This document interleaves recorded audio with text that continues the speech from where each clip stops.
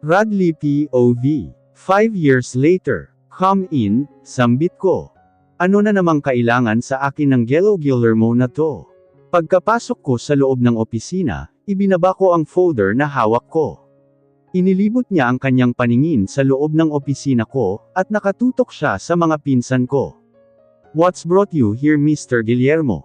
I formally asked without looking at me. Is that what you treat your visitors? Look, hindi naman ako pumunta rito para makipag-away. I smirked but still I don't look at him. So you are here to be friends? Sorry, but I am not a friendly person, I coldly answer. Don't worry, I don't want you to be my friends. Look Mr. Manalo, pumunta ako para balaan ka, hindi ako criminal para pasundan mo ng pasundan. Sa susunod na makikita ko pa ang mga tauhan mo na nakasunod sa akin, hindi ako magdadalawang isip na ipakulong ka. Dinuro niya ako. Tumayo ako upang harapin siya. Ang lakas ng loob mong pagbantaan ako, but thanks. I loved threatened. Kung wala ka nang sasabihin makakaalis ka na, nag-aantay na sayo ang pinto. Malamig kong tugon sa kanya. Nanghahaman ka ba talaga? Isa.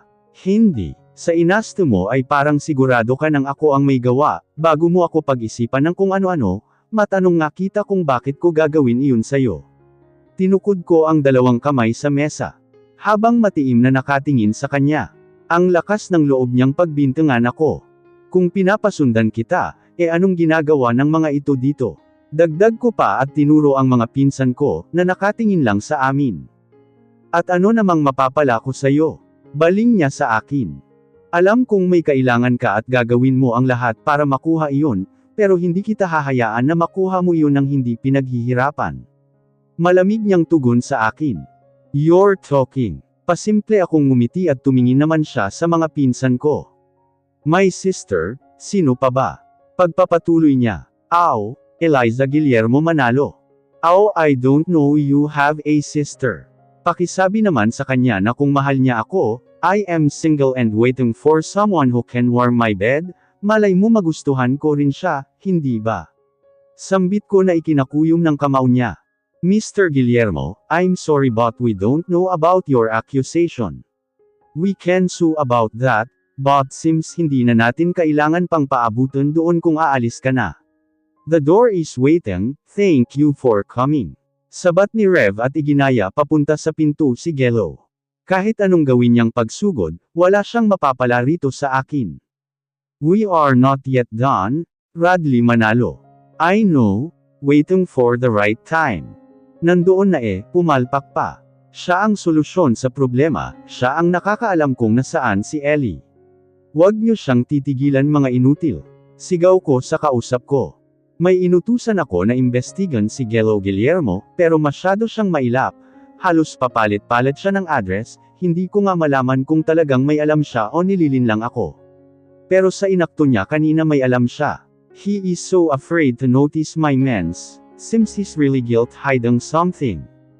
Ibinato ko sa mesa ko ang phone ko, at naglakad ako papunta sa minibar ko rito sa opisina, at nagsalin ng rum sa baso.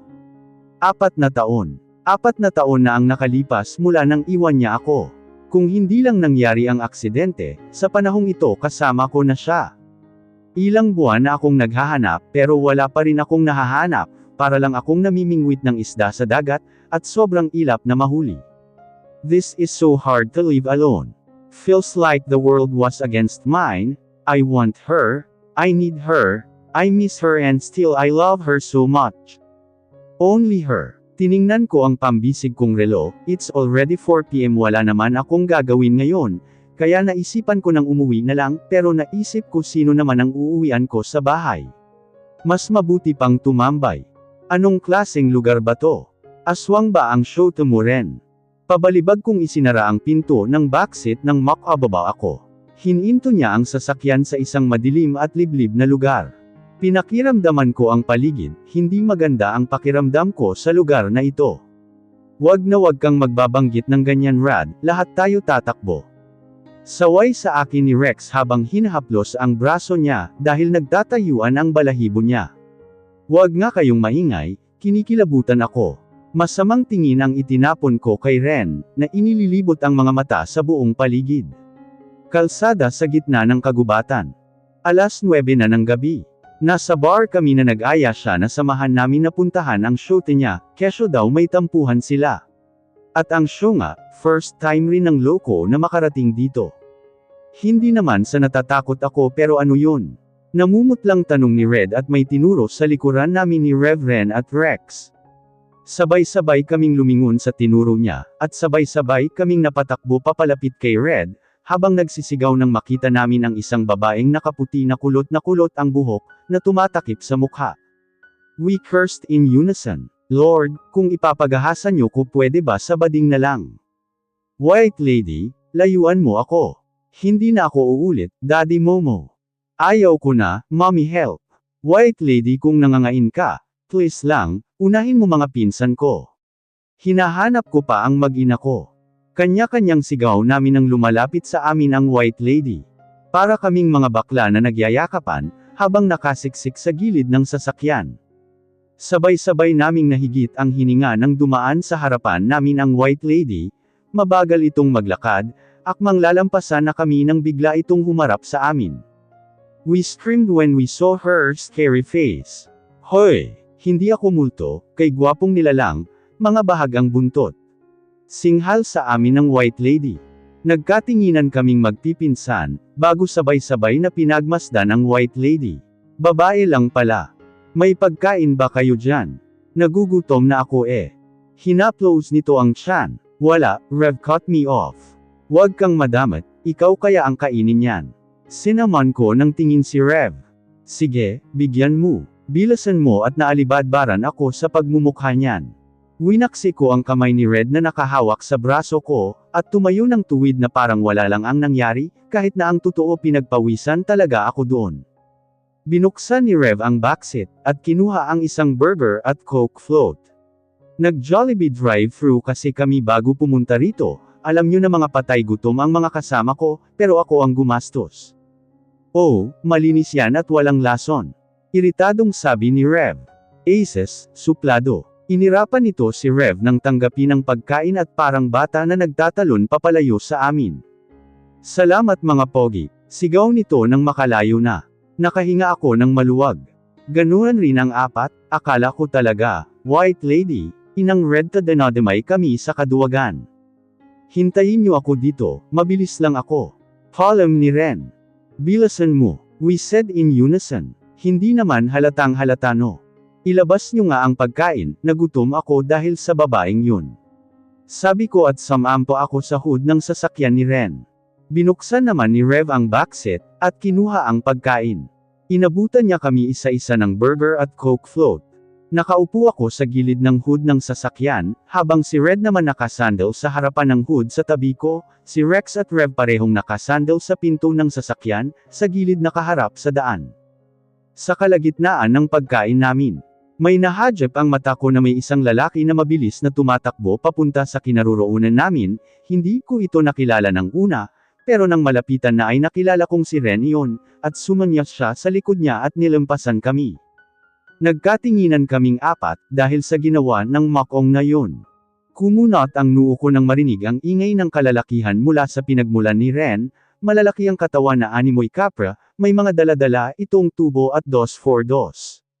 There are 8 men. Boss, may nakita kayong lalaki na dumaan dito? Tanong sa amin ng lalaking may hawak ng tubo. Malaki ang katawan nito, at bakat na bakat ang mga muscles sa katawan. Walang sabi-sabing tumungo kami, at sabay-sabay na tinuro ang daan na tinahak ni Ren. Ganon kami kab-8 na tao. Salamat boss. Tumingin siya sa mga kasamahan niya.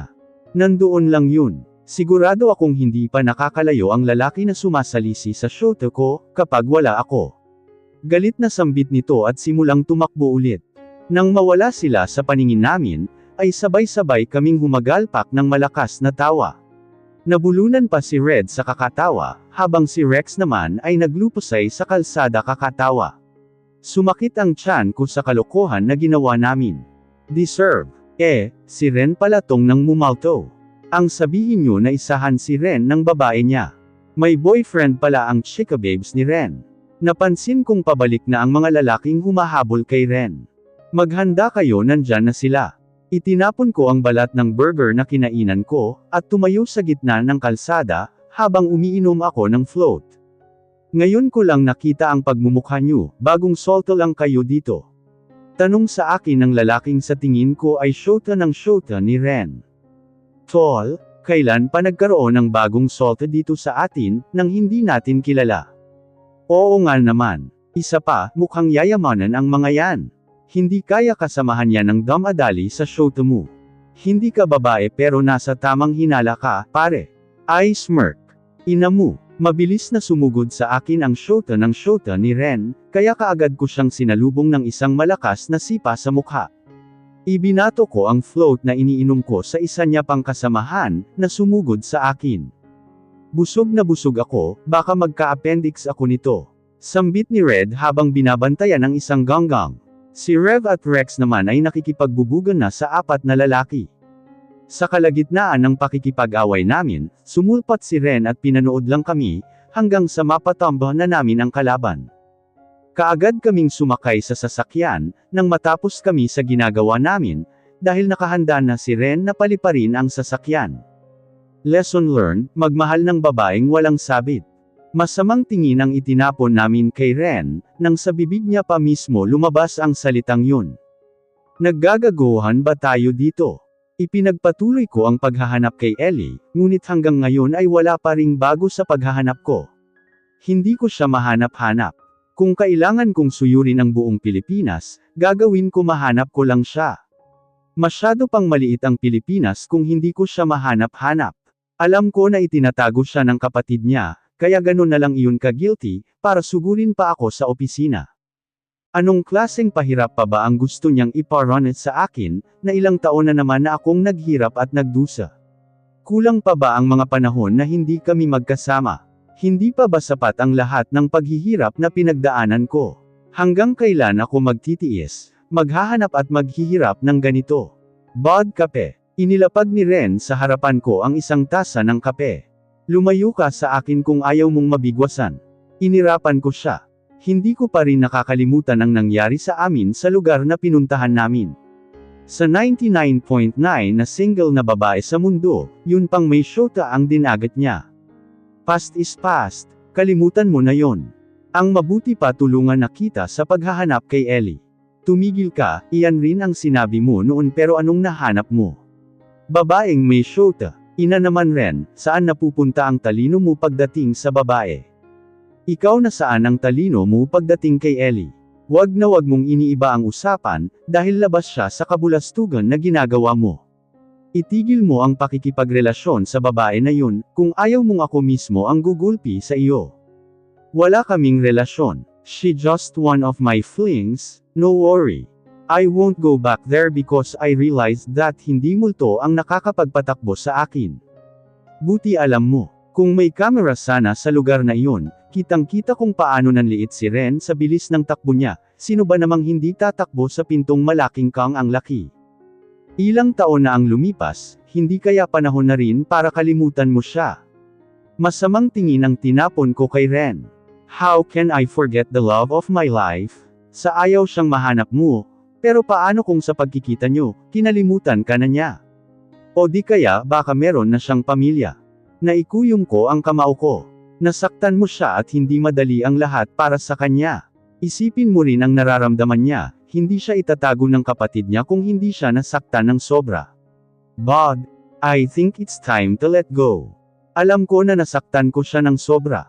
Masakit pa sa masakit ang nararamdaman ko ngayon na wala siya sa akin. Gustong magpaliwanag at maliwanagan, masyado nang ang matagal, pero umaasa pa rin ako na sa pagtatagpo namin. Akin ka pa rin, mahal ko.